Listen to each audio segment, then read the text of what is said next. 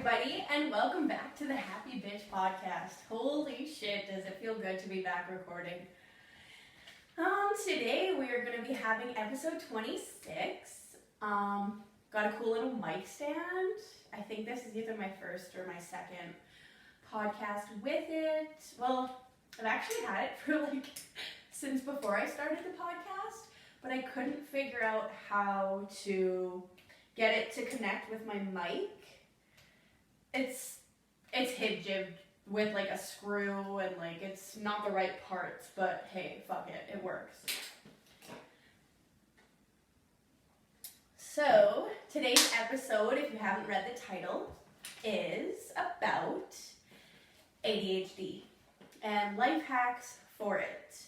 I do want to start off by saying that I am self-diagnosed or TikTok diagnosed. I just want to say that I'm not medically diagnosed by a doctor, so I may not have ADHD, but I'm 90% sure that I do. So these are some things that I've learned to deal with what I believe to be my ADHD problems. So life hacks for mental health / ADHD. And granted, these aren't only going to be good for people with ADHD. They're just really helpful tips too. So number 1, do not drink coffee for 1 hour after you wake up. Let's give ourselves some time and give our bodies some time to start naturally producing chemicals and hormones and stuff like that before we just start pumping ourselves full of caffeine. I used to wake up and then drink coffee first thing. I have since started drinking coffee once I get to work, which is about probably an hour and 45 minutes after I wake up. So I feel a lot better. I used to get super jittery and pretty anxious in the mornings, and since I have stopped pumping that caffeine in my fucking body, the second I wake up, I feel a little bit better. The second tip is put your gym clothes on. Even if you're thinking I don't know if I'm going to work out today or what have you. If you're coming home from work and you usually change out of your work clothes into a different clothing, I would suggest just putting your workout clothes on right away. For me, once my workout clothes are on, it's there's a 90% chance that I'm working out that day. Because I already took the time to put the gym clothes on, so I need to use them. Excuse me. The next one is set out your clothes the night before. Or, if you have you have to take cupcakes to work, or you're returning a pan that your friend left you or something. I don't know why all the examples are about food, but just prepare those things and kind of have them set aside and ready, so in the morning everything is kind of streamlined and you have less things to do. Nobody wants to start out their morning by running around the house like a fucking banshee. Actually, on that note, try to do a few things for yourself, for your future self. Whether it be filling up the Keurig the night before, laying out your work clothes, maybe taking a bath the night before, packing lunches, doing meal preps for the rest of the week, what have you, right? Just kind of, if you have the energy to do it today, why not get it done and save yourself some stress later in the week? If you're anything like me and you're always thirsty and you're always trying to drink enough water, but you randomly have cups all over the fucking house. So before I got this beautiful cup, which I love so much, I used to have 6 cups upstairs, 3 cups in the kitchen, 2 cups downstairs, 1 cup by my computer. It was just ridiculous.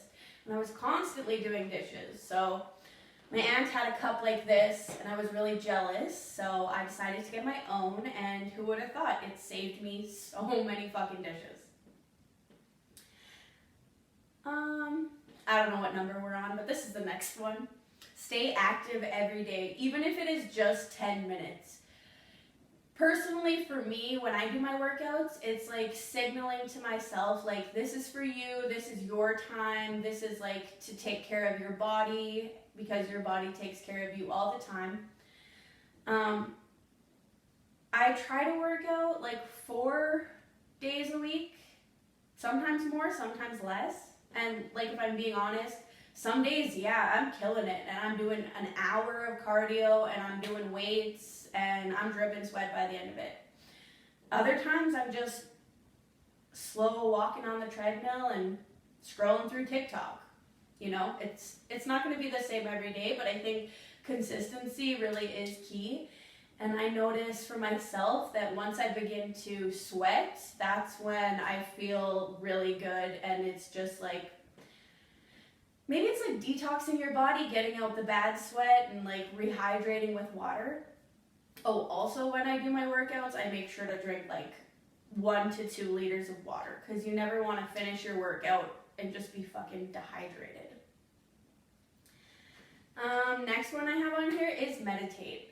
I am brand new to this. I've only done it a few times, but I've really noticed a big change. It's just quieting your mind for a few minutes. And for people who have mental health issues, sometimes it's hard to control our minds and to focus on what we want to think of. So if you can meditate, just sit there for a few minutes, try to think of nothing. Obviously, thoughts are going to come and go, but as long as you're focused and trying to relax in those minutes, I think it can really be a good thing for you.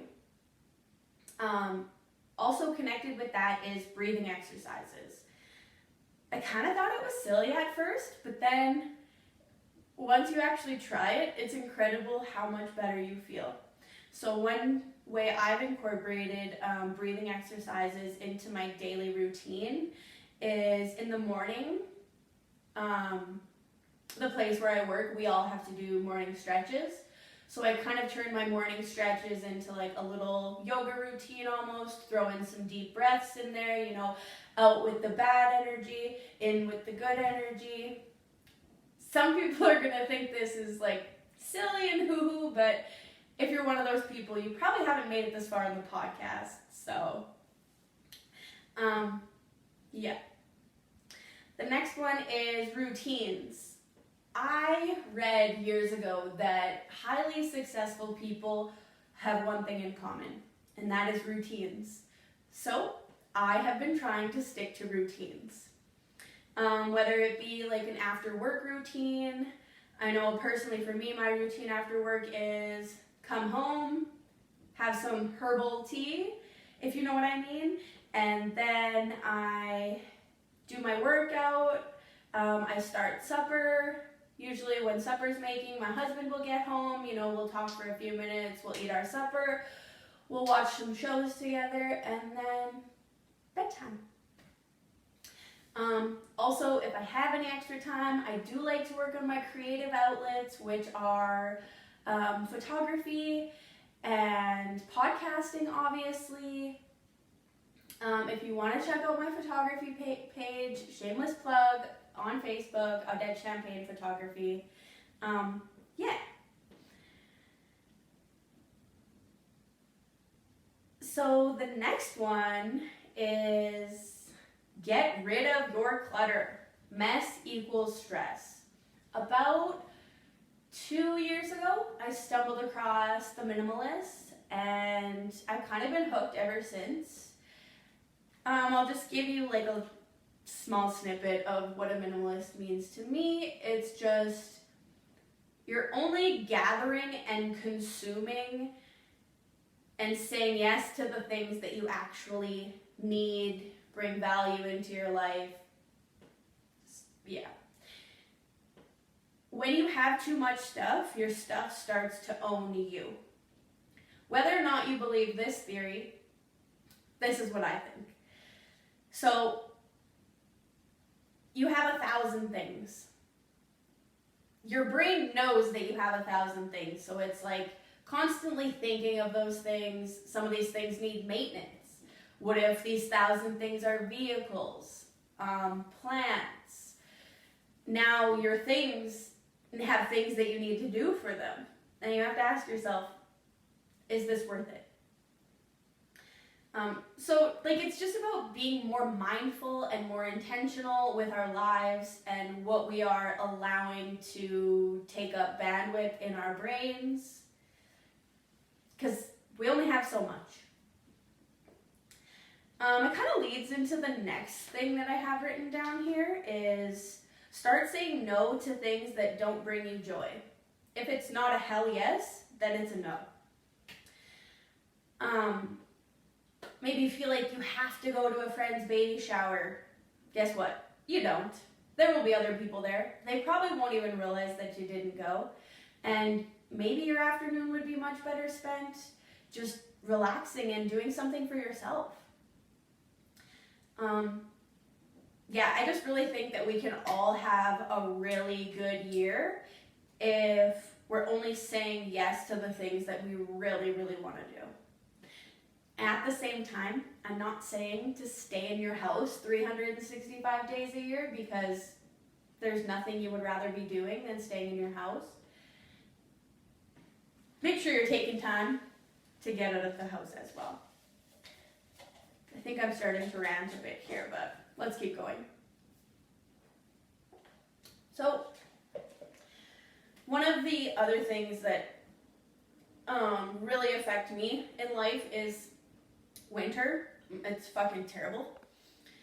I get seasonal depression. I have done an episode about that, so you can go back and watch it if you're interested at all.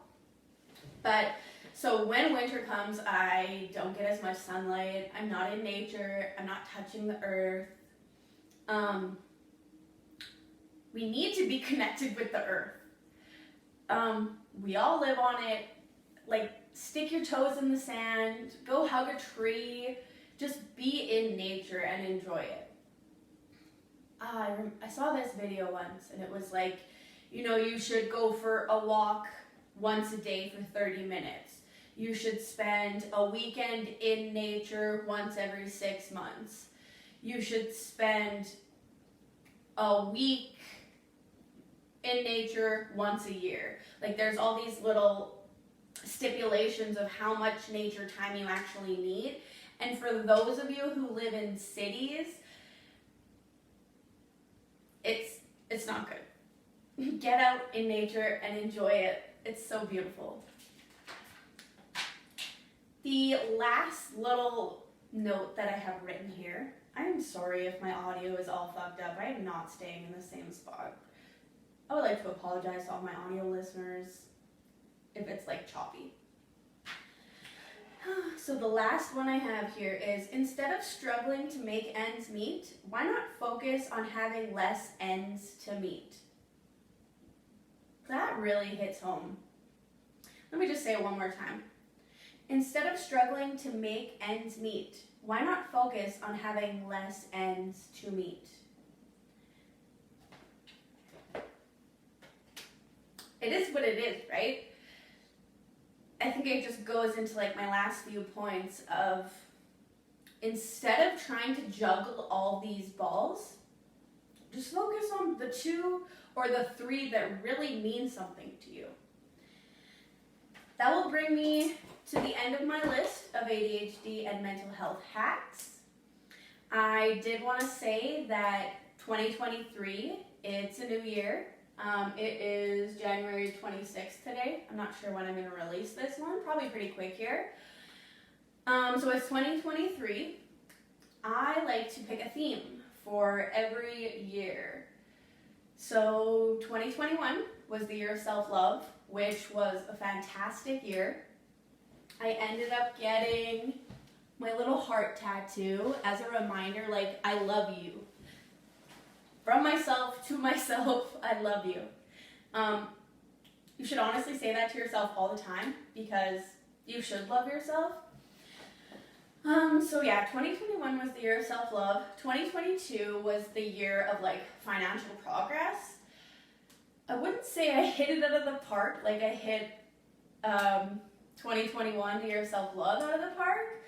2022, I was stuck between trying to save, trying to pay off debt, and still trying to live and travel and enjoy my life. So this year, the theme is balance.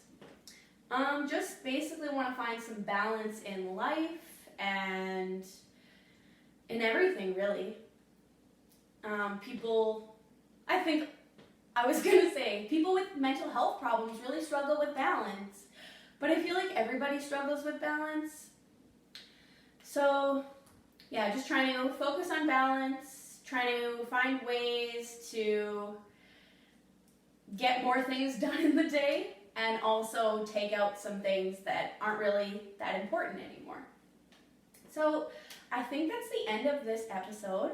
A nice little short one for the first one of 2023.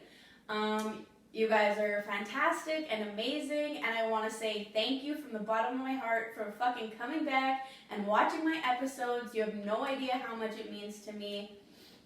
Personally, I consume so many podcasts, and I'm either laughing my ass off or crying along with them, and like, if I can bring that to one person, if I can bring joy from a podcast or help someone or anything, it literally makes it all worth it. I mean, not that it's super hard anyways, but yeah.